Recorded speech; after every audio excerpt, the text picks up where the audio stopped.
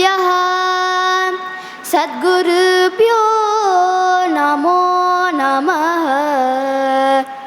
हरे रामेति कृष्णेति नाम संकीर्तनं च ता लोकक्षेमाय गुरुवन्दं प्रेमिकं सद्गुरुं भजे प्रेमिकं सद्गुरुं भजे।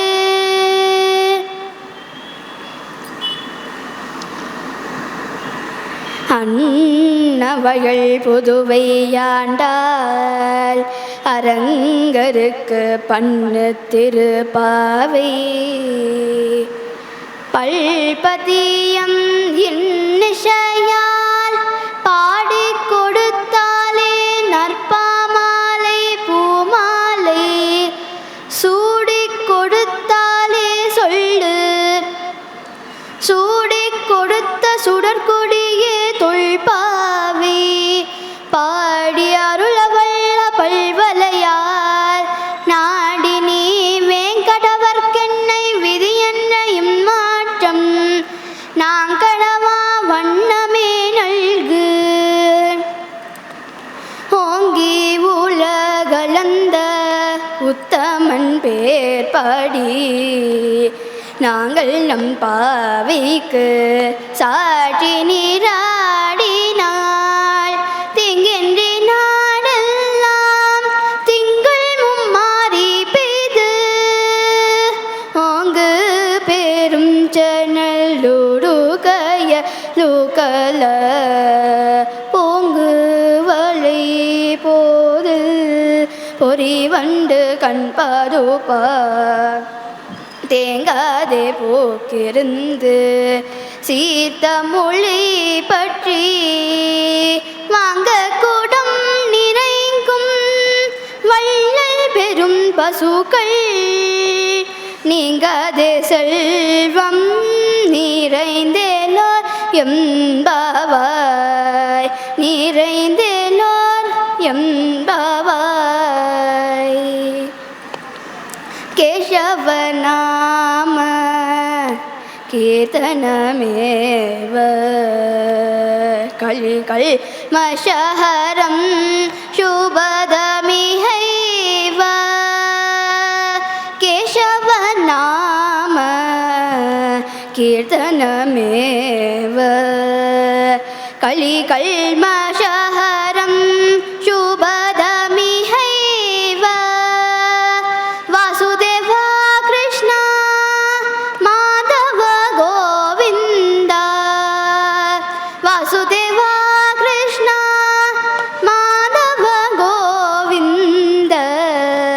केशवनाम कीर्तनमेव केशवनाम कीर्तनमेव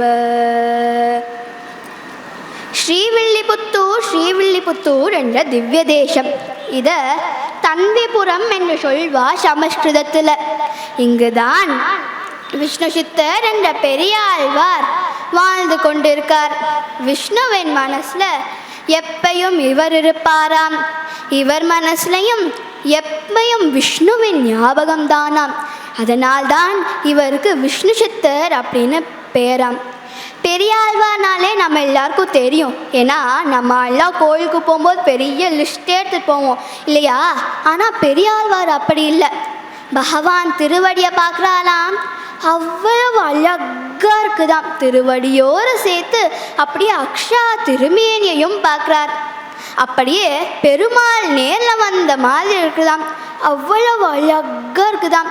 பெரியாழ்வார் தோணித்தாம், அப்பாடா யாராச்சும் பார்த்தா உமக்கு திருஷ்டி பற்றுமே, நீர் பல்லாண்டு இருக்கணும் அந்த பிரேமையால். பல்லாண்டு பல்லாண்டு பல்லாயிரத்தாண்டு பல கோடி நூறாயிரம்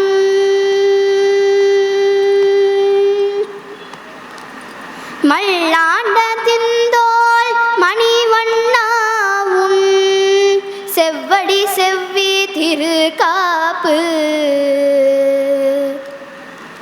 பல்லாண்டு பல்லாண்டு பல்லாயிரத்தாண்டு பெருமாளுக்கே பல்லாண்டு பாடிடலான்னு பாரு மங்களாசாசனம் பண்ணியிருக்கார் இல்லையா, அதனால்தான் பெரியாழ்வார் என்ற பெயர். மற்றும் பெருமாளுக்கே மாமனாராக இருக்கார் இல்லையா, அதனாலையும் இவருக்கு பெரியாழ்வார் அப்படின்னு பெயர். எப்பையும் ஸ்ரத்தையாக இருப்பாராம். பூ பறிக்கும் போது கூட நாம சங்கீர்த்தனம் பாடுவாராம். ஒரு நாள் எப்பையும் போல காத்தால வேளையில் துளசி பறிக்கலாம்னு போகிறார். ரங்கேஷ மாம் பாஹி ரங்கேஷ மாம் பாஹி ரங்கேஷ மாம் பாஹி ரங்க பிரபோ ரங்கேஷ மாம் பாஹி ரங்கேஷ மாம் பாஹி ரங்கேஷ மாம் பாஹி ரங்க பிரபோ அப்படின்னு பூ பறிச்சுட்டு இருக்கும்போது தன்விபுரம் மகாத்மியத்தை சொல்லியிருக்கா, பூமி பிளக்கிறதாம், பெரிய ஜோதி ஒன்று கண்ணை பறிக்கிறதாம், தங்க விக்கிரகம் போன்ற ஒரு அழகான பெண் குழந்தையாம், குறுகுருன்னு பார்வையாம், கொவ்வை பழம் போன்ற உதடாம். பெரியாழ்வார் பார்த்து கிளிக் கிளிக்னு சிரிக்கிறதாம், பார்க்கறதற்கே ஆசையாக இருக்கிறதாம். சுருண்டை சுருண்டையான கேசமாம், அதனால்தான் கோதை அப்படின்னு பேராம். பக்தி பிரேமைனா ஒன்று, அந்த பிரேமையில் கண்ணு மூக்கு வாய் இதெல்லாம் பண்ணினா அதுதான் கோதையாம். அப்படி ஒரு பக்தியாம், பிறந்ததுலேருந்தே பக்தியாம். எப்பயும் பெரியாழ்வார்கிட்ட கேட்பாலாம், கண்ணன் என்னப்பா பண்ணுவான், எதற்கு அவதாரம் பண்ணினான், யாருக்கு அவதாரம் பண்ணினான் அப்படின்னு கேட்டுக்கிட்டே இருப்பாலாம். பெரியாழ்வாரும் வரிசையை சொல்லிகிட்டே வரார். அவதீனோ ஜெயந்தி பகவான் அவதீனோ ஜெயதி பகவான் அவதீனோ ஜெயதி அப்படின்னு ஸ்ரீ ஸ்ரீ அண்ணா வசந்தா ராகத்தில் பாடியிருக்கார். வசந்தா ராகத்தில் எதுக்கு பாடுறார் அப்படின்னா, கிருஷ்ணர் பிறந்தது மிட் நைட்டில் இல்லையா, அவர் பிறந்ததுனால மிட் நைட் கூட ஈவினிங் மாதிரி இருந்ததா, அதனால் வசந்தா ராகத்தில் பாடியிருக்கார். இப்போ கோதை கேட்குறாளாம், கண்ணன் என்னப்பா ஆச்சு, எங்கப்பா பிறந்தா அப்படின்னு கேட்டுக்கிட்டே இருப்பாளாம். பெரியாழ்வாரும் வரிசையாக சொல்லிகிட்டே வரார். அதில் ஒரு நாள் சொல்கிறார், குழந்தைகள் எல்லாம் போய் சொல்கிறாளாம், யசோதா அம்மா கண்ணன் மண்ணு தின்னுட்டான். எனது கண்ணன் மண்ணு தின்னுட்டானா, அவனை அழைச்சிட்டு வா. கண்ணா ஏன் மண்ணை தின்னாய்? நம்ம கண்ணன் தான் சமையானிக்கு தகு மாட்டலாடி இல்லையா. அவன் சொல்கிறான், நான் மண்ணே திங்கலையே அம்மா. உன் ஃப்ரெண்ட்ஸ் எல்லாம் சொல்கிறாளே, அவளெல்லாம் பொய் சொல்கிறா அம்மா. அதெல்லாம் இல்லை, உன் அண்ணன் பலராமன் சொல்கிறானே, கொஞ்ச நாளாக பலராமன் அண்ணன் கூட பொய் சொல்ல ஆரம்பிச்சிட்டாம்மா. அதெல்லாம் இல்லை கண்ணா, வாய் தர எங்க வாய் தர பார்க்கலாம். அந்த பிஞ்சு குட்டி வாயை திறக்கிறானாம், அகிலாண்ட கோடி பிரம்மாண்டமும் தெரிகிறதாம். அகிலாண்ட கோடி பிரம்மாண்டம் எல்லா அண்டத்தில் ஒரு அண்டம். சப்தத்வீபம் ஜம்புத்வீபம் பாரதவர்ஷம் பரத கண்டம் உத்தரப்பிரதேசம். அதில் ஒரு கோகுலம், அதில் ஒரு யசோதா. அந்த சுதக்ஷண மற்ற அந்த கிருஷ்ணன் வாய் திறக்கிற அந்த வாயில் அகிலாண்ட கோடி பிரம்மாண்டம் எல்லா அண்டத்தில் ஒரு அண்டம். சப்தத்வீபம் ஜம்புத்வீபம் பாரத வருஷம் பரத கண்டம் உத்தரப்பிரதேசம். அதில் ஒரு கோகுலம், அதில் ஒரு யசோதா அப்படின்னு போயிட்டே இருக்குதாம். பார்க்கவே சொக்கி போயிட்டாலாம் யசோதா. வனிதலசலா சொக்க ஜொன்னு ரொக்கத்தே. இப்படியே கிருஷ்ணலீலையில் கேட்டால் யாருக்கு தான் ஆசை வராது? அதுவும் குழந்தை இல்லையா, குழந்தைகள் தான் இன்னும் அழகாக கதை கேட்பா. அவளுக்கு ஒரு பாவம், கண்ணன் கிட்ட பேசுகிற மாதிரியோ பழகிற மாதிரியோ. ஒரு நாள் அவளுடைய தோழிகள் எல்லாம் சேர்த்துட்டு சிற்றில் கட்டுறா. அங்கே இருந்து கண்ணன் பார்க்குறானாம். அவளுக்கு ஒரு பாவம், கண்ணன் பார்க்குறானாம். கரெக்டாக இவ கட்டி முடித்து டெக்கரேஷன் எல்லாம் பண்ணதுக்கப்புறம் ஜொல்லுன்னு வந்து குதிச்சுட்டானாம். கோதைக்கு கோபம் வந்துடுது. ஏன் கண்ணா இதை எதுக்கு வந்து குதிச்ச? நான் என்ன பண்ணுறது கோதை, நான் வர்ற இடத்துல நீ தான் கட்டியிருக்க, நான் வராத இடத்துல தானே நீ கட்டியிருக்கணும், நான் வர்ற இடத்துல நீ எதுக்கு கட்டின அப்படின்னு கண்ணன் கேட்குறான். அதற்கு கோதை சொல்கிறா, நீ வராத இடத்துலனா நான் எங்கே போய் காலை வைப்பேன்? ஒரு காலை பூமியில் வைப்பேன், ஒரு காலை மேலோகத்தில் வைப்பேன், நான் எங்கே போய் கட்டுறது அப்படின்னு சொன்னால் கண்ணன் சிரிச்சுக்கிறானா. கோதை நல்ல புத்திசாலியாக இருக்கா. இப்படி அவளுக்கு ஒரு பாவம், கண்ணன்கிட்ட பேசுகிற மாதிரியோ பழகிற மாதிரியோ. இப்படியே கிருஷ்ண பிரேமையிலேயே வந்துட்டு வர்றா. அவளோட பக்தி மதுரபாவம் ஆயிடுத்து. யார் எப்போ கோதைக்கிட்ட கேட்டாலும் கோதை சொல்வாளாம், நான் ஸ்ரீரங்கத்தில் இருக்க ரெங்கநாதனை தான் கல்யாணம் பண்ணிக்க போகிறேன். ஸ்ரீரங்கத்தில் இருக்க ரெங்கநாதனை கல்யாணம் பண்ணிக்க போகிறேன்னு சொல்கிறியே, இதெல்லாம் என்ன சாத்தியமா? உலகமே தெரியல இந்த கோதைக்கு. எங்கேயாச்சும் கோயிலுக்கு எம்பெருமான கல்யாணம் படிக்க முடியுமா என்ன? கோயிலுக்கு போனோமா, கண்ணத்தில் போட்டோமா, திரும்பி வந்தோமாட்டு இல்லாமல் என்னை சொந்தக்காரர் பந்துக்கள் எல்லாம் பரிகாசம் பண்ணுறா. ஆனால் அதை பற்றியெல்லாம் கவலையே இல்லை நம்ம கோதைக்கு. அப்போ அவளுக்கு தோணித்தான், கண்ணன் எப்போ நம்மை வந்து கல்யாணம் பண்ணிக்க போகிறான்னு தெரியலையே, தூது வேணா விட்டு பார்ப்போமா? அந்த காலத்துலலாம் சொல்வாள், கிளி தூது குயில் தூது. அதே மாதிரி ஏன் வண்டு நீ எப்பயும் மொய்க்கிறையே போ. ரெங்கநாதன் காதில் போய் மொய்க்காம கோதை கோதை கோதைன்னு சொல்லு, அப்போவாச்சும் ஞாபகம் வரட்டும் நான் ஒரு திங்க இருக்கேன்ட்டு வேமா வந்து பாட சொல்லு அப்படின்னு சொல்கிறாளாம். இப்போது மேகத்தை பார்த்து பாடுறா, ஏன் மேகமே எங்கேயோ சமுத்திரத்தில் போய் தண்ணீர் குடிச்சிட்டு மழை பொழிறியே வா, அதை விட ஜலம் இங்கே நிறைய இருக்குது, என் கண்ணில் கண்ணீர் கொட்டுறது, இதை குடிச்சிட்டு போய் சீனிவாசர் மலை மேலே தானே இருப்பார், திருமலையில் போய் ஜோன்னு மழை கொட்டு.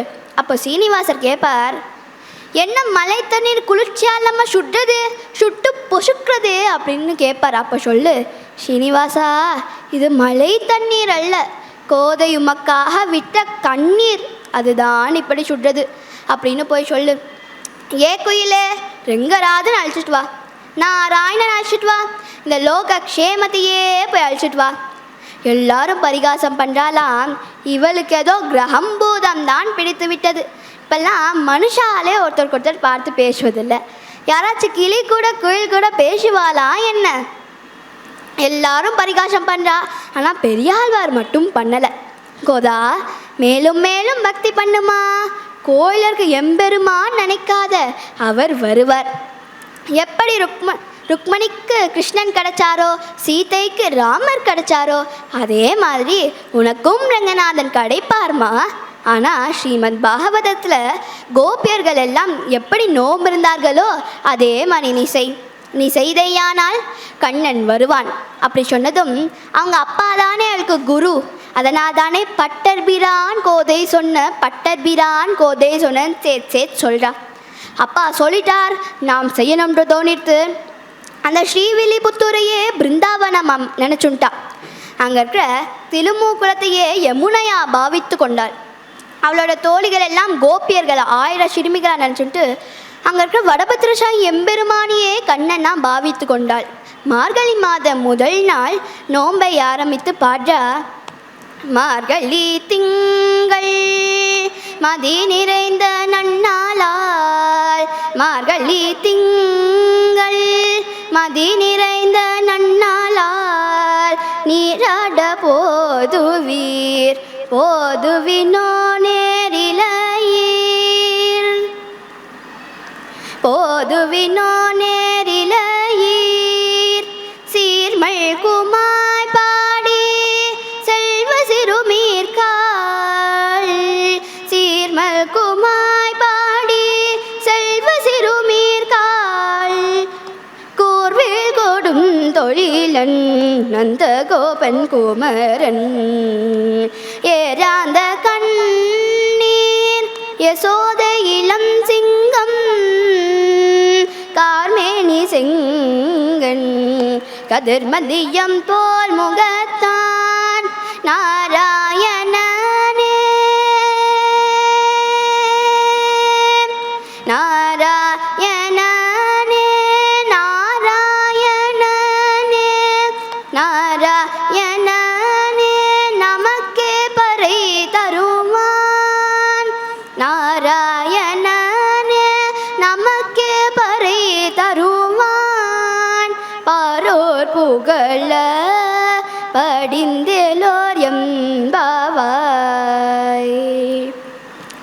பாரோர் புகழ படிந்தேலோர் எம்பாவாய்.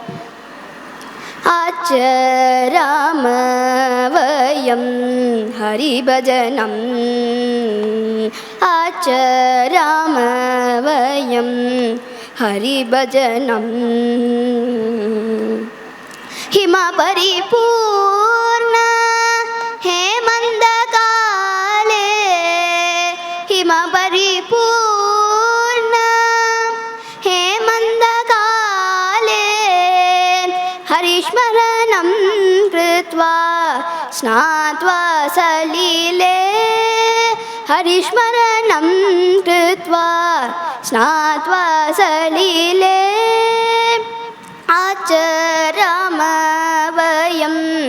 हरिभजनम् आचरामवयं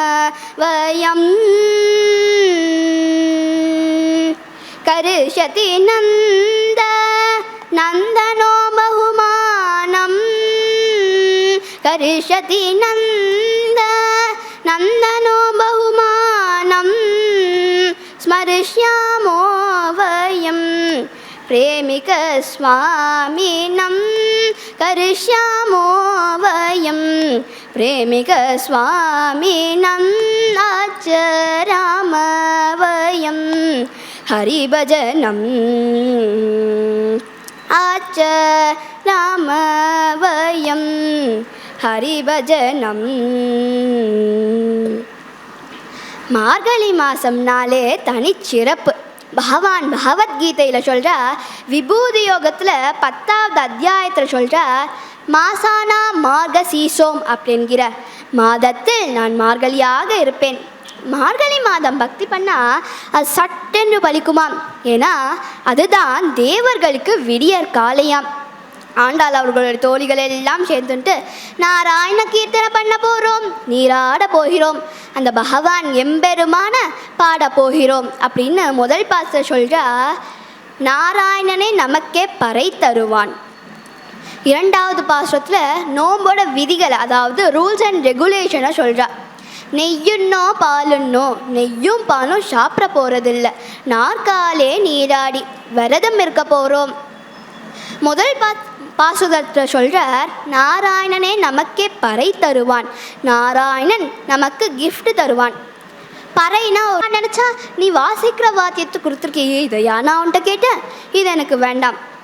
அப்போ உனக்கு என்ன வேணும், நிறைய பணம் காசு தனம் கொடுக்கட்டுமா, அதுவும் வேண்டாம். வர்ற மாதிரி வரும், அப்புறம் போயிடுத்தே நினைக்க முடியாது, தினம் அது திரும்பி வரும். அது தனம் வர வரதான் ஆபத்துன்னு கேள்விப்பட்டிருக்கேன். அதனால் அது இதுதான் உனக்கு வேண்டும், அழகும் வேண்டாம் அப்படின்னு கேட்டால் கோதை சொல்கிறா நான் என்ன வேணும்னு சொல்ல கேளு. சிற்றன் சிறுகாலை வந்துன்னை சேவித்து எற்றைக்கும் ஏழேல் பிறவிக்கும் நீயும் அவதாரம் பண்ணணும், நாமும் அவதாரம் பண்ணணும், நாங்கள்லாம் பிறக்கணும், உனக்கு கைங்கரியம் பண்ணணும், வேற எந்த ஆசை இல்லைன்னு சொல்லிட மாட்டோம். ஏதாச்சும் ஒரு ஆசை வந்துட போகிறது, தயவு செஞ்சு அதெல்லாம் வராத மாதிரி மாற்றேலோ எம்பாவாய்.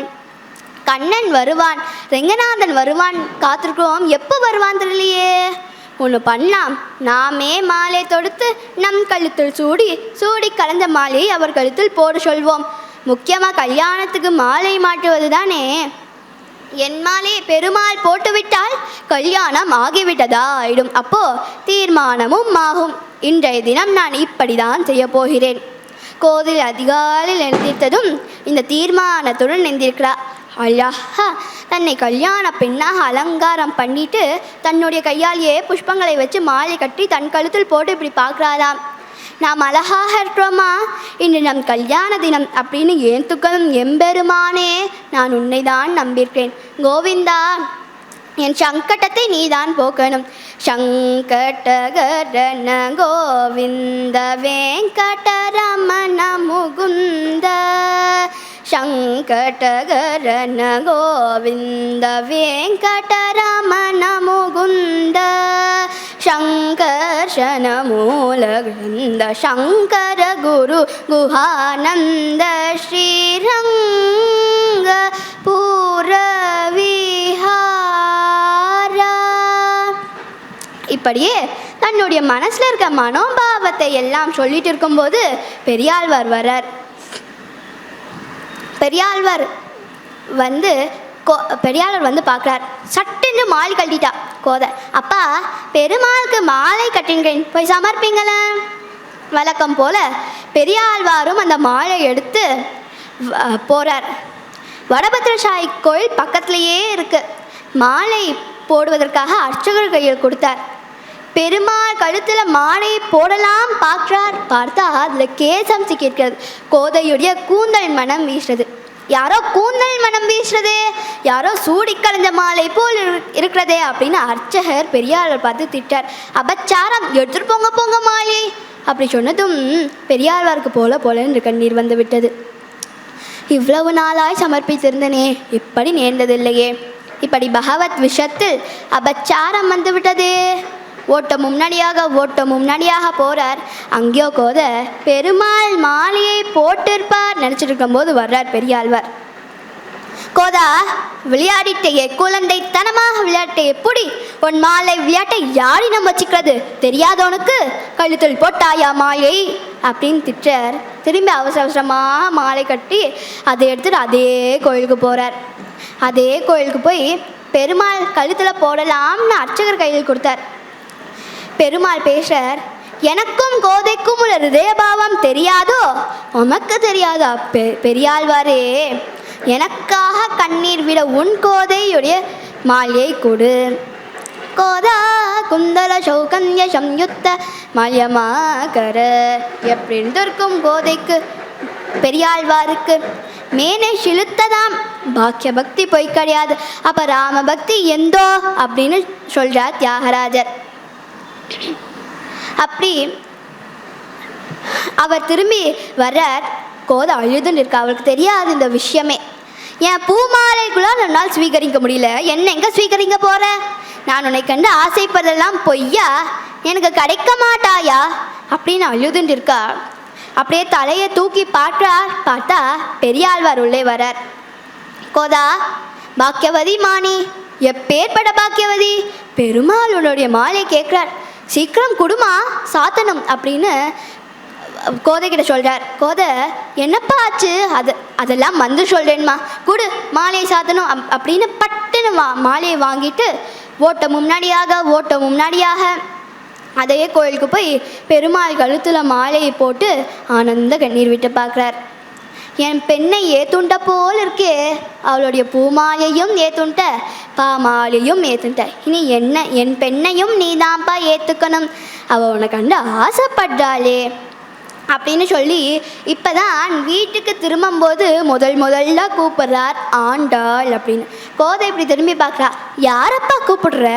உன்னதாம்மா, அவன் ஆண்டவன் என்றால் நீ ஆண்டவனுக்கே ஏத்த ஆண்டாள் அப்படின்னு சொல்கிறார்.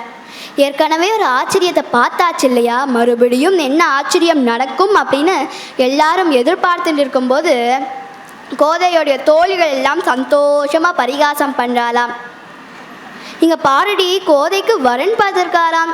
இந்த கோதை பள்ளியை பார்த்தாலே அலர்வா, எப்படி தான் பாம்பு மேலே படுத்துக்க போகிறாளோ தெரியல. இன்னொருத்தி சொல்கிறா, பாம்பு மேலேயும் படுத்துக்கலாண்டி, பள்ளி மேலேயும் படுத்துக்கலாம், அதெல்லாம் பெரிய பிரச்சனையே இல்லை. ஆனால் மாப்பிள்ளை அழிப்புனா எல்லாரும் தெருவில் வண்டியில் தானே வருவா, இவள் பார்த்துக்கிற வரன் மட்டும் ஆகாயத்தில் கருடன் மேலே பரப்பாராண்டி, மேலே இருந்து நம்மளெல்லாம் பார்த்தா பயமாக இருக்காது.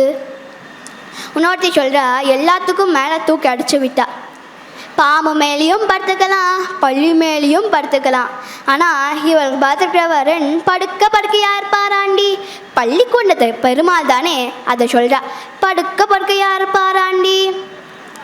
இப்படியே எல்லாரும் சந்தோஷமாக பரிகாசம் பண்ணிட்டு இருக்கும்போது கோதை வந்து வாரணமாயிரம் என்ற 10 பாசத்தையும் சொல்கிறா. வாரணமாயிரம்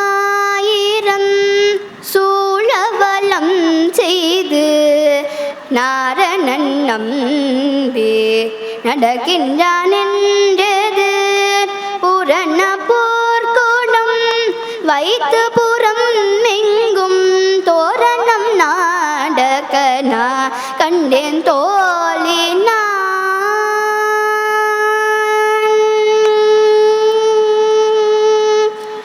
நாளைவ தூவை மனம் என்று நாளிட்டு பாலை கமூங்கு பரிசுடை பந்தர்கீர் கோலரி மாதவன் கோவிந்தன் என்பானோர் காலை புகுத கனா கண்டேன் தோழினான்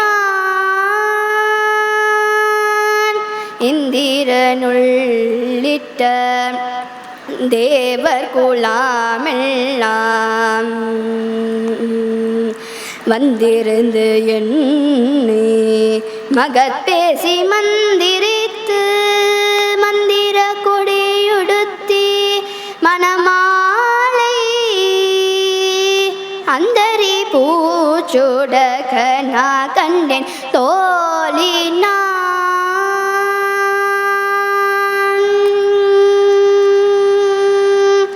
நாட்டிசை தீர்த்தங் கோணதுணி நல்கி பார்ப்பன சீட்டர்கள் பல்லாரெடு தேத்தி பூப்புனை கண்ணி புனிதனோடென்றென்னை காப்பு நான் கட்டகனா கண்ணேன் தோழினான். இப்படி 10 பாசுரத்தையும் பாடுறா. 10 பாசுரத்துலையும் கனா கண்டேன் கனா கண்டேன்னு சொல்றா. ஆயிரக்கணக்கான யானைகள் சூழ ஒரு யானை மேலே ஏறி ரெங்கநாதன் ஜல் ஜல்லுன்னு வரத கனா கண்டேன் அப்பா. அவர் வர காலை புகுத கனா கண்டேன். காலை யாட்டம் இருக்கார். கம்பீரத்தை பார்த்தா சிம்மம் போல் இருக்கார். நடையில பார்த்தா யானை நட. பார்வையில் பார்த்தா காலமாடு தான் கனத்த பார்வையாக பார்க்கும். எவ்வளவு ஹார்ன் அடிச்சாலும் போகாது. நட்ட நடு ரோட்டில் இருக்கும். என்னை பார்த்து ஹார்ன் அடிக்கிறியா, ஏன் அப்படி சுற்றி போக வேண்டியது தானே அப்படின்னு நம்மளை பார்த்து பேசுகிற மாதிரி இருக்கும். இவருக்கோ கஜகதி சிம்ஹகதி சாதுரியகதி எல்லாம் ரங்கநாதன் தான். ஸ்ரீரங்கத்தில் இருக்கிற ரங்கநாதன் எல்லா நடையும் போடுவார். பாம்பு போல் வருவார். சிம்மம் போல் நடப்பார். யானை நட. சாமஜவர கமன்னா பாடுறாரே தியாகராஜர். எல்லாம் சொல்ல போது 10 பாசுரத்துலையும் கனா கண்டேன் கனா கண்டேன் என்று சொல்றா. ஆயினுக்காக தான் கண்ட கனாவினை எதற்காக சொல்றா, யாருக்காக எழுதி வச்சா? நமக்காக. தானே கடைசி சொல்ற தூய தமிழ் மாலை ஈரைந்தும் வள்ளுவர் வாயு நன்மக்களை பெற்று மகிழ்வாரே. இப்படி கோத கனவு கண்டேன் சொல்ல சொல்ல பெரியாழ்வாருக்கு தோன்றது மேலும் மேலும் ஆச்சரியம் நடக்கிறது. ரெங்கநாதன் எப்போ வேணாலும் வருவார் போல இருக்கு, பார்த்துட்டே இருக்கணும் நம்ம அப்படின்னு வாசல் திண்ணையில் வந்து உட்கார்ந்தாதான். அப்போ ஒரு சத்தம். என்ன சத்தம்? ஒரு வாத்திய கோஷம், வேத கோஷமாக இருக்கு. இப்படி எட்டி பார்த்தா பல்லக்கொன்று வருது. பெரிய ராஜா ஒருத்தர் வர்றார் போல இருக்கு அப்படின்னு இவர் நினச்சிட்டு இருக்கார். ஆனால் வந்தவர் ராஜ ராஜ ராஜ ராஜ ராஜசேகரா ராஜ ராஜ ராஜ ராஜ ராஜசேகரா ரங்கராஜ தேவராஜ ராஜ சுந்தரா ரங்கராஜ தேவராஜ ராஜ சுந்தரா. இப்படி அண்ணா 100 பாட்டை ரெங்கநாதன் மேலே அருளி செய்திருக்கார். அதில் வருது இந்த கீர்த்தனை. பல்லக்கு வர்றது போலவே Raja Raja Raja Raja done done done done. பல்லக்கில் இருந்து ராஜராஜன் வர்றாரா. முத்து சரங்கள் எல்லாம் வச்ச ஸ்தலத்தில் புரள அந்த பல்லக்கில் இருந்து அவர் குதிச்சா வயசோ 25 வயசு இருக்கும் போல அந்த வாலிப்பனுக்கு. விசாரிக்கிறா. அங்கேருந்து நடந்து வந்து விசாரிக்கிறா. மாமா சௌக்கியமா? என்னடா இது திடீர்னு ஒரு பையன் வந்து மாமா சௌக்கியமான்னு கேட்குறானே. இவருக்கு ஒன்றுமே புரியலை. வந்தவர் சொல்கிறார், உங்களிடத்தில் ரத்தனம் இருக்குன்னு கேள்விப்பட்டேன், அதை வாங்கிட்டு போகலாம்னு வந்தேன். ரத்தனமா? என்னிடத்திலா? நான் ஏதோ புஷ்ப கைங்கரியம் பண்ணியிருக்கேன் ஏழை சுவாமி, என்னிடத்தில் என்ன ரத்தனம் இருக்கும்? அப்படி சொல்லக்கூடாது. ஒரு ரத்தனம் இருக்கு. என்ன ரத்தனம்? கோதாரத்தனம் என்கின்ற ஒரு கன்னிய ரத்தனம் உங்களிடத்தில் இருக்கே, அவளை கல்யாணம் படிக்கிறதுக்காக வந்தேன். என்னடா இது ஆச்சரியம். அவர் எதிர்பார்த்துட்டே இருக்கார் இல்லையா பெரியாழ்வார். இப்பதான் முகத்தை தூக்கி பார்த்துட்டார். இப்பதான் முகத்தை தூக்கி பார்க்கும்போது வந்தவர் முகம் பகவானுடைய முகம்னா சாமானியமாக இருக்குமா? அப்படி ஜொலிக்கிறதாம் தேஜஸ். ஒரு சிரிப்பு சிரிக்கிறார். மந்தஹாசத்திலேயே எல்லாரும் புரிந்து போய்விட்டது. உள்ள ஓடுறா. கோதா, ரெங்கராஜன் வந்துட்டார்மா. தேவாதி தேவன் உன்னுடைய பூமாயை கேட்டவர் உன்னை கேட்டு வந்திருக்கார்மா அப்படின்னு உள்ள ஓடுறா. ஆண்டாள் இப்போதான் கனவு வேலை கண்டிருக்கா. அதனால அவருக்கு தீர்மானமாக வரப்போறார் அப்படின்னு தெரியும். எப்போ வருவார் அப்படின்னு காத்துட்டே இருந்தா. அதனால ஆச்சரியம் படலை, சந்தோஷம் பட்டா. வந்தாச்சா என் பிரபு எம்பெருமாள் வந்தாச்சா, என்னை ஏத்துங்கிறதற்கு வந்தாச்சா அப்படின்னு பூ போல மாலை எடுத்து பெருமாள் கம்பீரமாக ரெங்கமன்னார் நிற்கிறார். மாலை சாற்றினார். மாலை சாற்றினாள் கோதை மாலை மாற்றினார். மாலை சாற்றினாள் கோதை மாலை மாற்றினார். மாலை சாற்றினாள் கோதை மாலை மாற்றினார்.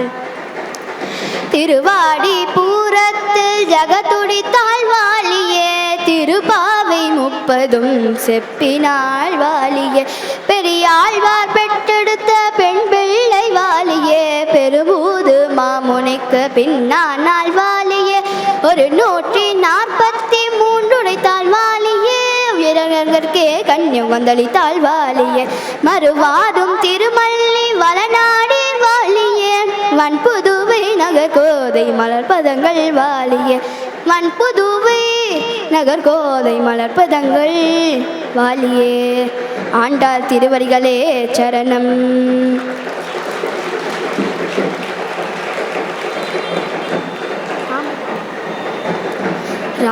रामचन्द्राय जनकराजजामनोहराय मामकाभीष्टताय महितमङ्गलं कौसलेन्द्राय मन्दहासदासपोषणाय वासवादिविनुतषद्वराय मङ्गलं चारुकुङ्कुमोपेतचन्दनादिचर्चिताय हारकटकशोभिताय भूरिमङ्गलं ललितरत्नकुन्दलाय तुलसीवनमालिकाय जलजसदृशदेहाय चारुमङ्गलं देवकीसुपुत्राय देवदेवोत्तमाय भावजा गुरुवराय भव्यमङ्गलं पुण्डरीकाक्षाय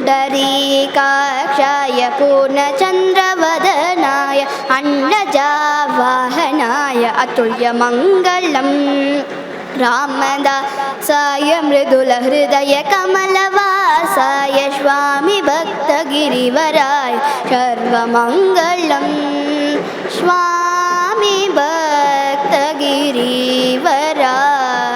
सर्वमङ्गलं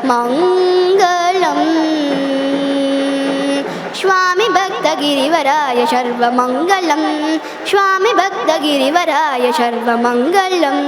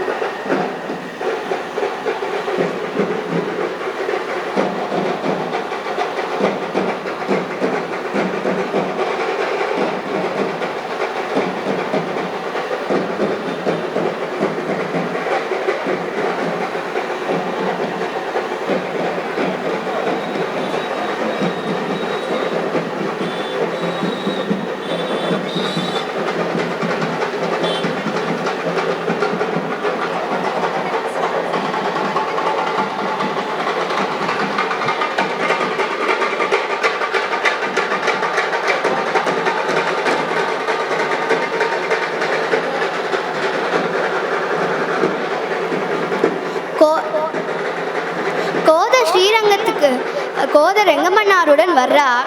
ரெங்கமன்னார் கோதையோட கைப்பிடிச்சுன்னு விறுவிறுன்னு நடக்கிறார். ரெங்க விலாசம் தாண்டி கருட கம்பம் தாண்டி அங்கே இருக்கிற சந்தன மண்டபம் தாண்டி காயத்ரி மண்டபம் தாண்டி ரெங்கமன்னார் கர்ப்ப கிரகத்துக்குள்ள நுழைகிறார். பெரிய பெருமாளா படுத்துட்டார். கோதை தகச்சு போயிட்டா. என்ன பண்றதுன்னு புரியல. ஆனா நினைச்சுட்டா திருமங்கல தாரணம் ஆயிடுத்து உரிமை உண்டு. அந்த சேஷ பரிசங்கத்துல காலை வச்சு ஜல்லுன்னு ஏறினார். பளிச்சுன்னு ஒரு ஜோதி. ரெங்கமன்னாரும் மறைஞ்சுட்டா, ஆண்டாளும் மறைஞ்சுட்டா.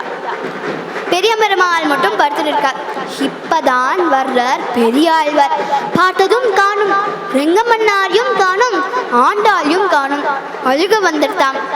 அவருக்கு என்ன சந்தோஷம்தான், சந்தோஷம் கலந்த அழுகை. சந்தோஷம் என்னன்னா, தன் பெண் அடைய வேண்டியது அடைஞ்சுட்டா. வாழ்க்கையில வழிகாட்டியாக இருக்கவள் எதை அடையணுமோ அதை அடைஞ்சுட்டா.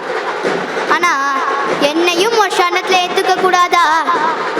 ஒரு மகள் தன்னை உணையேன், ஒரு மகள் தன்னை உணையேன், உலகம் நிறைந்த புகழ் தருமகள் போல் வளர்த்தேன். செங்கன்மாதன் கொண்டு போனான். பெருமகளாய் குடிவாழ்ந்து, பெருமகளாய் குடிவாழ்ந்து, பெரும் பிள்ளை பெற்றவர் யசோதை மருமகளை கண்டுகுந்து மண்ணாட்டுப்புறம் செய் கோதா, மண்ணாட்டுப்புறம் செய். இப்படி பெரும் பிள்ளைய பெற்ற யசோத என்னுடைய குழந்தைகளுக்கு மருமகள் ஆச்சே, சந்தோஷம் படுவா.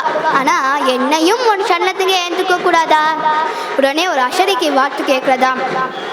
பெரியாழ்வாரே, எனக்கும் கோதைக்கும் ஸ்ரீவில்லிபுத்தூர் கோயில் அமைச்சு ஆண்டாள் வாழ்நாள் பூரா என்னென்னலாம் உற்சவம் கொண்டாடினாலோ அந்த உற்சவம் எல்லாம் கொண்டாடும்படி செஞ்சு பிறகு நீரும் என் ஜோதியில் வந்த கருப்பீராக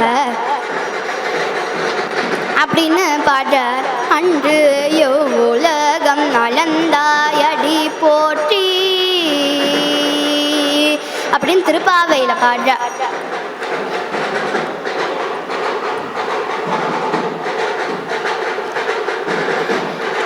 கோயிலை கட்டார். வல்லவதேவன் பாண்டியராஜன் என்ற ராஜாவே இவருடைய சிஷ்யன் தான். அதனால ராஜாவை கொண்டு கட்டப்பட்ட கோயில். இன்றைய தினமும் போனால் ஸ்ரீவில்லிபுத்தூர்ல சேவிக்கலாம். நடுத்தல ரெங்கமன்னார், இந்த பக்கம் ஆண்டாள், அந்த பக்கம் கருட பகவான். இப்படி கிருஷ்ணலீலை உலகம் முழுவதும் நிலைநாட்டி பிறகு கிருஷ்ணனுடைய சரித்திரத்தை இவரும் சேர்ந்தார். ஆச்சரியமான சரித்திரம் என ஆண்டாளோட சரித்திரம்தான். எப்பேற்பட பக்தி, எப்பேற்பட ஞானம், எப்பேற்பட வைராக்கியம். கோயிலில் இருக்கிற எம்பெருமான நேன வர வைக்க முடியும் திட விஸ்வாசம் இருந்தால் அவரை வர வச்சு மாலையிட வச்சு கண்ணை நிலத்திலேயே ஐக்கியமான ஆச்சரியமான சரித்திரம் என ஆண்டாளோட சரித்திரம்தான். எப்பேற்பட பக்தி, எப்பேற்பட ஞானம், எப்பேற்பட வைராக்கியம். கோயிலில் இருக்கிற எம்பெருமான நேரப்பினால் வாழியே, பெரியாழ்வார் பெற்றெடுத்த பெண் பிள்ளை வாழியே, பெரும்பூது மாமுனிக்கு பின்னானாள் வாழியே, ஒரு 143 உரைத்தாள் வாழியே, வீரரங்கற்கே கண்யுகந்தளித்தாள் வாழியே, மறுவாரும் திருமல்லி வளநாடி வாழியே, வன்புதுவை நகர் கோதை மலர்பதங்கள் வாழியே, வன்புதுவை நகர் கோதை மலர்பதங்கள் வாழியே. ஆண்டாள் திருவடிகளே சரணம்.